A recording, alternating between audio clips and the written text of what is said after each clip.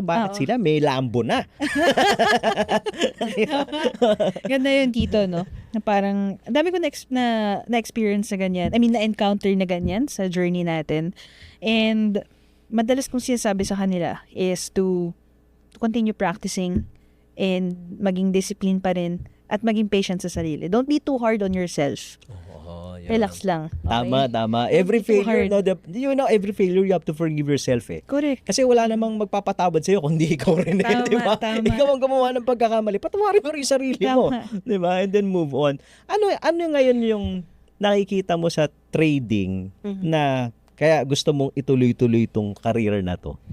Sa trading, Tito, for me kasi sustainable talaga siya eh. If you're going to execute your analysis properly and also opportunity to para magkaroon ng time freedom. Time freedom. Oo. Hindi lang siya basta sa wealth eh. Ang laking bagay kapag may time freedom ka. And I see for me, Forex na tinitrade ko, I see Forex trading as a vehicle to that time freedom.